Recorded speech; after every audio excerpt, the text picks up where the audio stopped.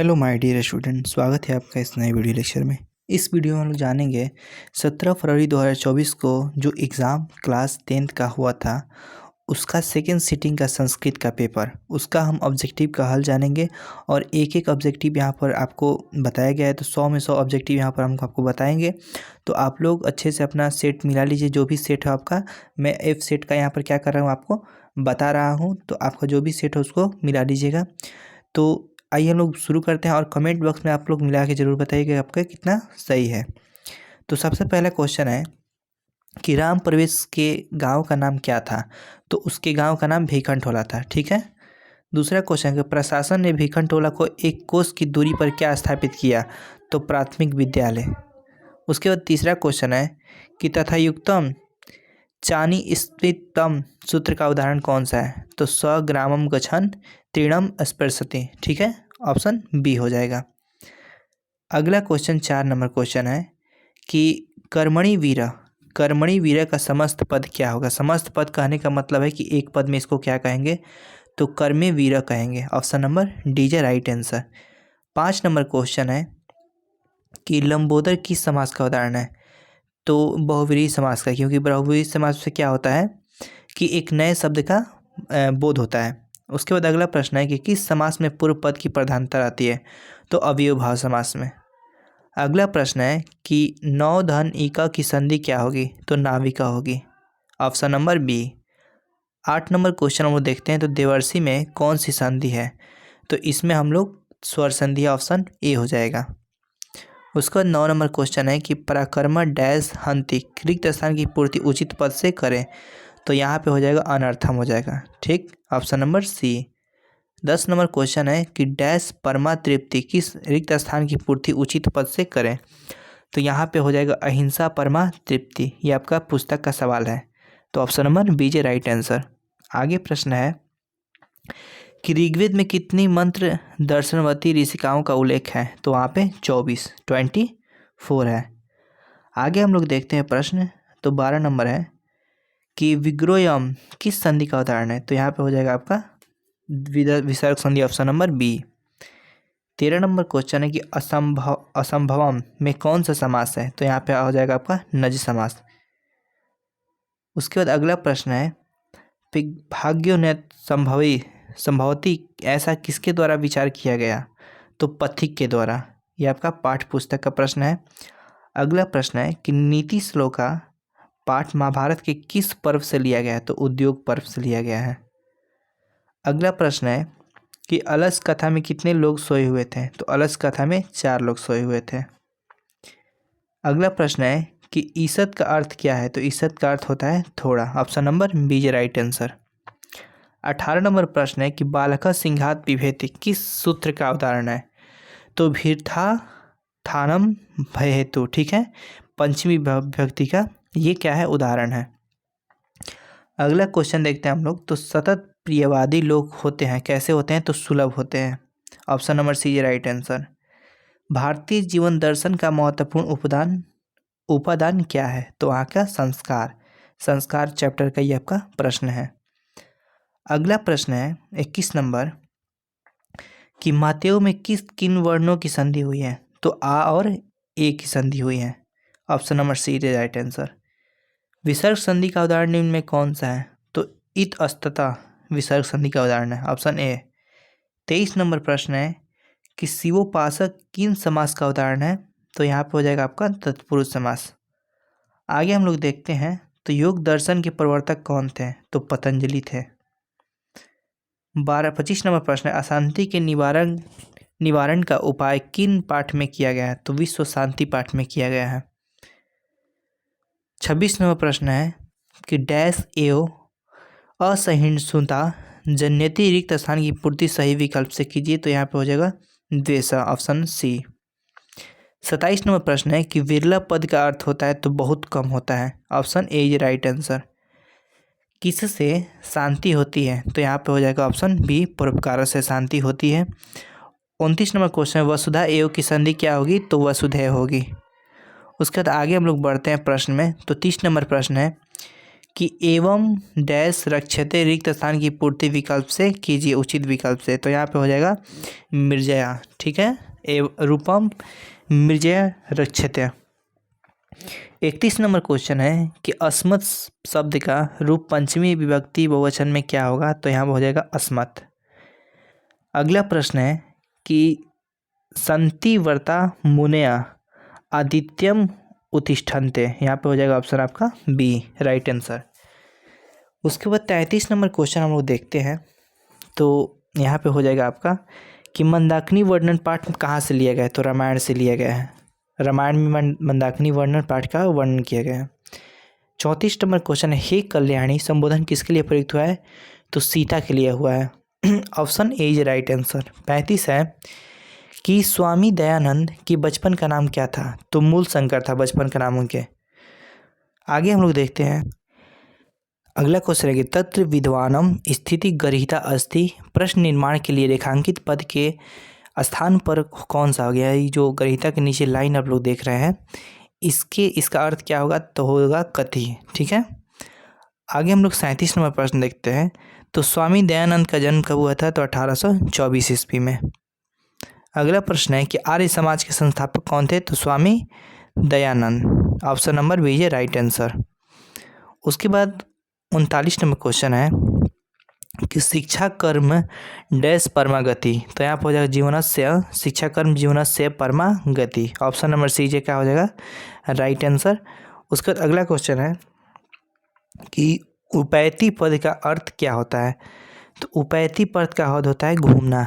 उसके बाद 41 number question है कि पहले शिष्य वेदारंभ कहाँ करते थे? गुरु गृह में रहा करते, ठीक है। उसके बाद 42 नंबर क्वेश्चन है कि संस्कार कितने प्रकार के होते हैं? तो 16 प्रकार के हैं। सीमंतो नयनम संस्कार का प्रयोजन क्या है? तो गर्भवती की प्रसन्नता के लिए किया जाता है। वीरेश्वर कायणु का मंत्री असित। तो यहाँ पर हो जाएगा प्रश्न निर्माण के लिए रेखांकित पद के स्थान पर कौन सा पद होगा? तो यहाँ पर हो जाएगा आपका क, ऑप्शन नंबर ए।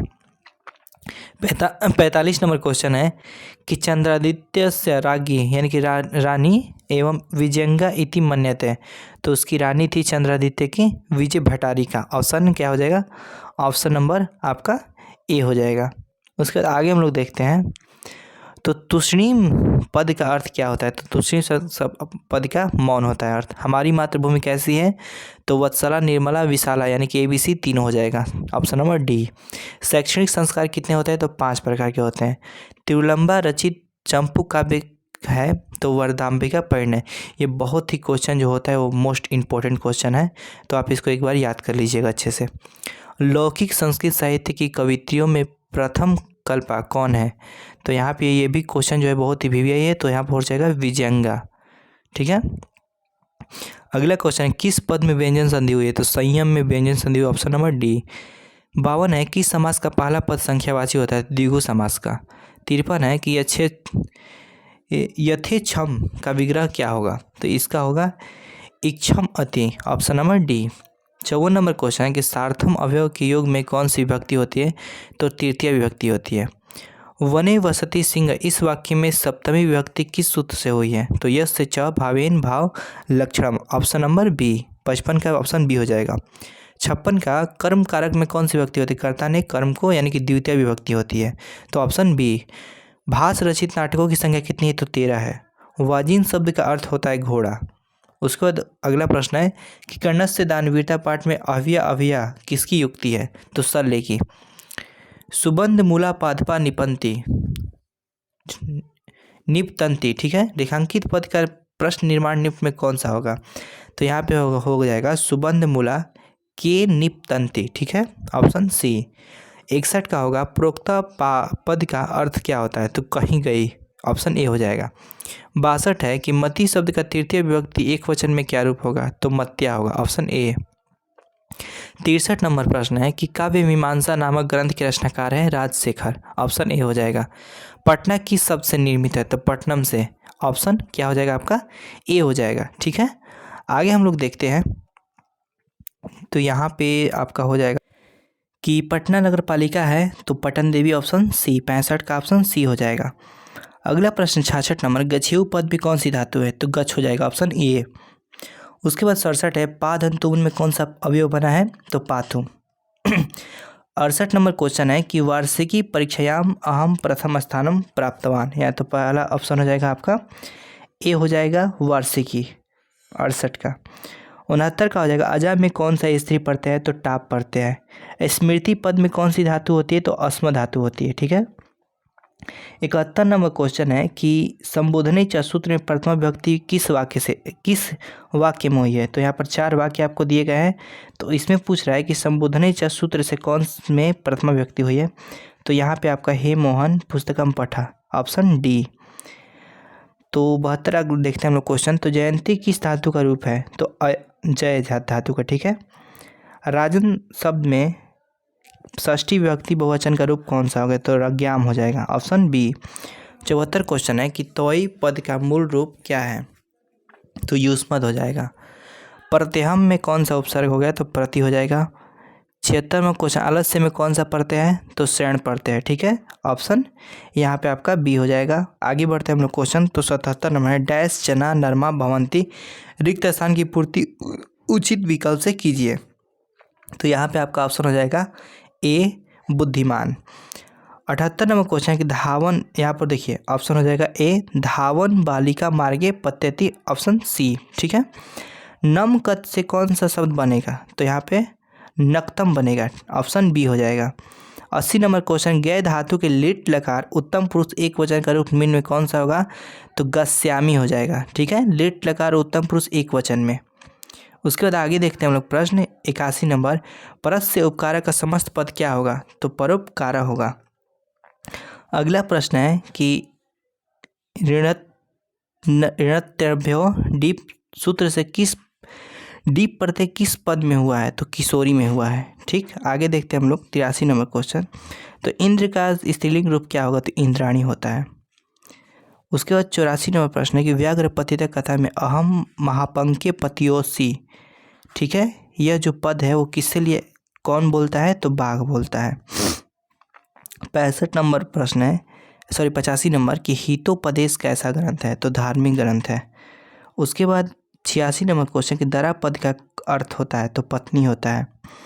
महत्व में कौन सा तद्धित पढ़ते हैं? तो पढ़ते हैं। 88 नंबर क्वेश्चन है कि ज्ञान क्रिया विना भारा, इस वाक्य को प्रश्न बनाने के लिए रेखांकित पद में कौन से स्थान में क्या होगा? तो कस्य हो जाएगा, ज्ञानम कस्य बिना भारा, तो क्रिया बिना भारा, ऑप्शन सी। 89 नंबर है, प्रत्यांगत पद में कौन सा उपसर्ग है? तो प्रति उपसर्ग है। 90 नंबर है, उद धन अ के मेल से कौन सा नया वर्ण बनेगा? तो वह बनेगा। 91 है कि मधुर तल में कौन सा पद बनेगा? तो मधुरता बनेगा। 92 नंबर प्रश्न है कि निरुक्त का कार्य है? तो वेदार्थ बोध का। 93 नंबर क्वेश्चन है कि डीप प्रत्यय किस पद में है? तो गौरी में होता है। तो चप्पल, अगला है कि चप्पल प्लस तरफ में कौन सा पद बनेगा? तो चप्पल तरह बनेगा, ऑप्शन बी। 95 है कि आर्यभट्टीय किसकी रचना है? तो आर्यभट्ट की। 96 नंबर क्वेश्चन है उपगम्य में कौन सा पढ़ते हैं? तो लय पढ़ते हैं। आशित किस लकार का रूप है? तो लट लकार का। छात्र शब्द के समान किस शब्द का रूप चलेगा? तो फल का। संसार में कौन सा उपसर्ग है? तो सम उपसर्ग है। अयम जटाभि ताप्य ज्ञाते, यहाँ जटाभि में तृतीय विभक्ति किस सूत्र से हुई है? तो इत्यंत भूत लक्षणे से हुई है, ऑप्शन नंबर ए। तो यहाँ पे हमने आपको 100 ऑब्जेक्टिव का आंसर एक एक करके बता दिया है। अगर आपको किसी भी प्रश्न में डाउट लगता है तो आप नीचे कमेंट बॉक्स में ज़रूर इस प्रश्न को बताएं, अपने डाउट को। और आपका जितना भी प्रश्न सही है आप मिलाकर एक बार ज़रूर अपना कमेंट करें कि हमारा इतना सही है। तो ACP क्लासेस ऐसी आप लोगों के लिए हमेशा क्या करता है, नए नए कंटेंट को लाने का प्रयास करता है। तो आप चैनल को सब्सक्राइब करके रखिएगा, क्योंकि आने वाले समय में आपको कुछ ऐसे चीज़ों को मिलेगा पढ़ने को कि जो किसी भी यूट्यूब चैनल के माध्यम से नहीं मिलता है। तो इस वीडियो में हम इतना ही पढ़ाकर बंद करते हैं। अब मिलेंगे हम लोग अगली वीडियो में एक और विषय को लेकर, ठीक है। तो आप लोग चैनल को सब्सक्राइब कर लीजिए और अपने दोस्तों के पास इस वीडियो को अधिक से अधिक क्या कीजिए, शेयर कीजिए। तो धन्यवाद, मिलते हैं अगली वीडियो में।